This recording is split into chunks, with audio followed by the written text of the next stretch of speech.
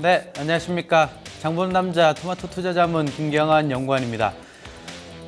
최근에 이제 글로벌 국제적으로 보면 굉장히 좀 안 좋은 소식이 있었습니다. 이제 프랑스 테러가 좀 발생을 하면서 전체적으로 약간 이제 분위기가 굉장히 좀 안 좋은 분위기가 있는데 사실 우리나라도 그러한 부분들이 굉장히 좀 중요한 것 같습니다. 이 우리나라를 지키는 것 그런 것들이 굉장히 좀 중요하기 때문에 오늘은 산업 중에서 나라를 지켜야 되지 않겠습니까? 그래서 방위 산업을 좀 소개를 좀 해드리려고 합니다. 뉴스를 하나 좀 가지고 왔습니다. 한국, 중국, 일본 이 세 국가가 방산 수출, 방위 산업에 대한 수출을 굉장히 경쟁이 치열하게 지금 이루어지고 있다라는 뉴스입니다.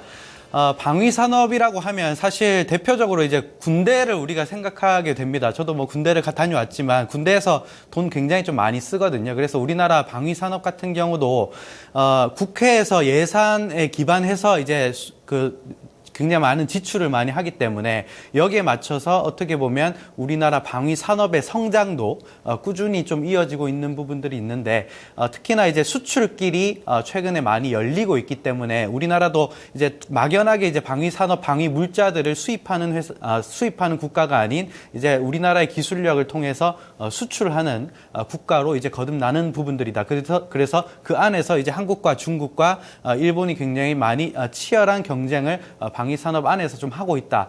이러한 뉴스입니다. 근데 이제 우리나라 방위 산업을 한번 전체적으로 한번 좀 살펴보고 우리가 여기서 어떤 투자 포인트를 좀 잡을 수 있는지 장을 한번 좀 보도록 하겠습니다. 자, 우리나라는 지정학적으로 이제 북한이라는 참 뭐 우리의 민족이긴 한데 사실 골치가 약간 좀 아플 수도 있습니다. 그래서 우리나라 방위 산업이 이제 성장한 주요 배경으로는 이제 분단 국가이기도 하고 그리고 이제 그에 따라서 이제 자주 국방에 대한 필요성이 전반적으로 좀 필요성이 좀 있기 때문에 그런 부분들이 아무래도 우리나라 방위 산업의 성장을 계속 시키는 것이 아닌가 좀 이렇게 볼 수 있겠고 특히나 북한 같은 경우는 사실 이 표만 봐도 굉장히 좀 무섭습니다. 이 북한 미사일 기지 현황인데 뭐 청강읍, 강간, 찬선 뭐 여러 가지 미사일 기지를 굉장히 좀 많이 보유하고 있을 정도로 이걸 보면 우리나라 방위 산업은 계속 국방력을 계속 키워야 되는 의무가 좀 필요하다.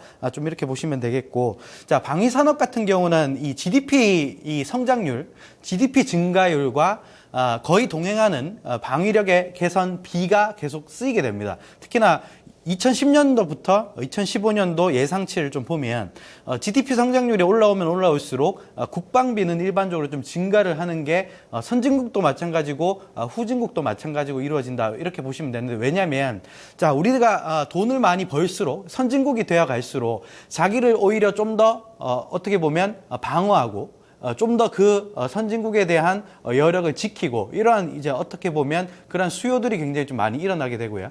그렇기 때문에 뭐 글로벌하게 보면 경쟁하는 국가들도 굉장히 좀 많이 생기기 때문에 국방력 자체를 많이 키워서 나라를 지키려는 의지가 굉장히 좀 비용 측면에서도 굉장히 좀 많이 이루어지고 있기 때문에 이러한 현상들이 좀 나오는 것이다. 좀 이렇게 보시면 되겠고. 글로벌하게 보면 국방비는 계속적으로 좀 늘어나고 있는 부분들이 있습니다. 최근 연도에서 약간 좀 정체되어 있는 부분들이 있는데 중국이 포함된 아시아 쪽에서 글로벌 국방비가 많이 늘어났기 때문에 이제 아시아와 오세아니아 쪽에서 국방비가 상대적으로 2000년대 초반 대비해서 비교하면 상대적으로 좀 많이 늘어난 것을 알 수 있고요. 그리고 이제 미국 같은 경우도 2000년대 초반과 비교해서 국방비가 굉장히 좀 많이 늘어났습니다. 그래서 중국과 미국이 특히나 이제 국방비를 굉장히 좀 많이 쓰고 국방력을 많이 갖추고 있기 때문에 이러한 글로벌 추세는 자체는 계속 이어질 것이다. 좀 이렇게 보고 있고 이게 왜냐하면 중국과 미국이 어쨌든 국방력을 계속 증강을 시키고 국방비를 많이 소요를 하게 되면 뭐 우리나라 같은 경우 수출할 수 있는 여력 자체가 많아지는 것이기 때문에 이렇게 연결을 좀 해보시면 될 것 같고요. 그리고 우리나라 수출 물량들을 한번 보면 우리나라 방산 수출은 뭐 워낙 이제 작은 규모로 시작을 하긴 하지만 추세 자체는 살아있는 그러니까 2009년도부터 2014년도까지는 수주량도 늘어나고 있고요. 그리고 방산 수출하는 규모 자체도 많이 커지고 있습니다. 물론 이제 2015년 올해는 약간 뭐 비리 문제도 있었고 해서 약간 좀 감소하는 부분들이 있지만 지난해까지만 보면 전반적으로 많이 증가하는 부분들이 나왔고, 우리나라의 국방 예산 추이도 연평균 한 7.8% 정도 계속적으로 예산을 증강시키고 있습니다. 특히 이러한 부분들의 전방 환경이 이렇게 조성되다 보니까 우리나라 같은 경우도 이 방위 산업에 대한 성장성을 우리가 긍정적으로 좀 볼 수 있는 부분이기도 할 거고요. 그래서 이렇게 연계를 시켜보면 이런 이제 전방 산업의 환경이면 우리나라 중에서 특히나 주식 시장에서 관련 기업들을 좀 찾을 수 있겠다. 좀 이렇게 말씀을 좀 드리고 싶고, 특히나 이제 방산 쪽에서 이제 예산이나 이런 부분들이 이제 어떻게 편성이 되고 우리나라 국방력은 뭐를 기준으로 형성이 되어 있는지 좀 보시면 방산 품목별 비중을 제가 한번 좀 브레이크다운 해봤습니다. 유도 품목이 한 298개 정도로 22% 정도 차지를 하고요.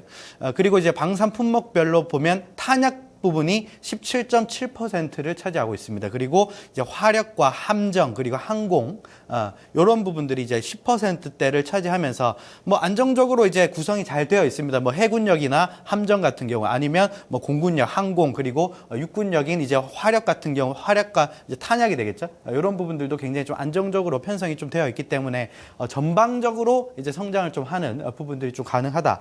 좀 이렇게 보시면 되겠고, 근데 이제 아까 잠깐 말씀드렸듯이 올해 수출이 굉장히 좀 안 좋았다고 제가 말씀을 드렸습니다. 그 이유가 사실 이제 방위 사업은 비리가 조금 있죠. 비리가 좀 있기 때문에 그런 부분들이 약간 좀 우려감이 좀 있었던 부분들인데, 최근에 이제 방위 산업에 대한 이제 비리 근절 대책의 전반적인 좀 발표를 정부 쪽에서 많이 하고 있기 때문에 요거는 이제 어떻게 보면 과도기적인 현상이라고 좀 보시면 되고, 요런 이제 해결 방안들이 계속 나오게 되면 우리나라의 방위 산업에 대한 뭐 비리 같은 경우도 많이 줄어들고 이제 뭐 순수하게 안정적으로 좀 성장을 하는 산업 자체가 형성될 수 있다.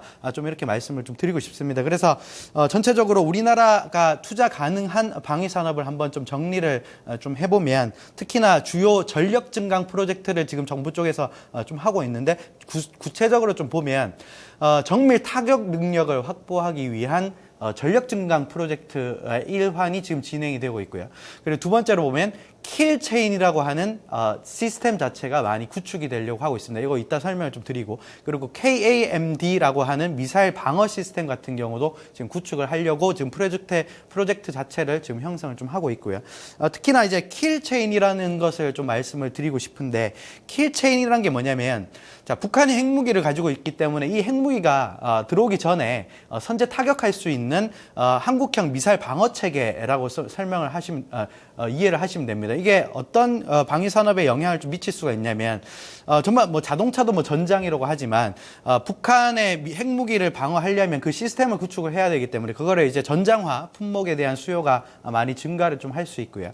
그리고 이제 방어 체계를 구축하기 위한 각종 시스템들, 소프트웨어들 이런 것들이 많이 깔리게 될 수밖에 없고요. 그리고 미사일 체계에 대한 수요가 전반적으로 좀 증가를 할 수 있기 때문에 우리가 이런 것들을 이제 투자 포인트로 주식 시장에서 좀 잡아와야 된다. 좀 이렇게 말씀을 좀 드리고 싶습니다. 그래서 이제 주식 시장에서는 글로벌뿐만 아니라 우리나라 업체들이 ROE, 자기자본이익률이 굉장히 높습니다. 그렇기 때문에 PBR도 굉장히 좀 많이 고평가를 좀 받는 부분들이 있고 하기 때문에 똑같은 성장이라도 더 많은 이익을 내고 자기자본 이익률이 높기 때문에, 그리고 더 많은 평가를 시장에서 받는다면 우리가 방위 산업을 주목해 볼 필요는 분명히 있다. 좀 이렇게 말씀을 좀 드리고 싶습니다. 그래서 관련주를 한번 좀 뽑아왔습니다. 우선 세 종목을 좀 가지고 왔는데, 첫 번째로 이제 하나테크윈, 그리고 LIG 넥스원, 최근에 상장한 기업인데 실적이 굉장히 좀 좋습니다.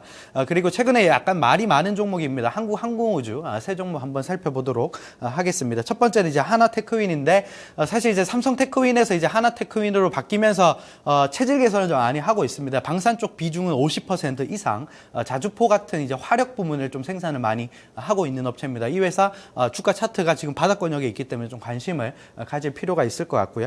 그리고 두 번째로 이제 LIG 넥스원이라고 하는 회사가 이제 신규 상장을 했는데, 최근에 이제 한국형 미사일 방어 체계에 대한 부분들이 얘기가 많이 나오고 있기 때문에 그쪽에 대한 제품을 좀 담당하고 있는 LIG 넥스원, 실적도 좋고 굉장히 좀 양질의 업체다. 좀 이렇게 말씀을 좀 드리고 싶고요. 그리고 최근에 이제 한국형 전투기 사업이 약간 좀 삐끗하다가 다시 정부 쪽에서 긍정적인 좀 발언을 하면서 아직까지 추세가 무너지지 않고 살아있는 종목입니다. 한국항공우주, 실적이 굉장히 좀 좋은 업체인데 최근에 이제 한국형 전투기 사업이 약간 좀 말이 많긴 하지만 그래도 우리나라는 한국형 전투기를 만들어야 되기 때문에 만들어야 되기 때문에 그런 흐름은 변하지 않을 것이다. 좀 이렇게 말씀을 좀 드리면 될 것 같습니다. 자, 오늘은 여기서 마치도록 하겠습니다. 감사합니다.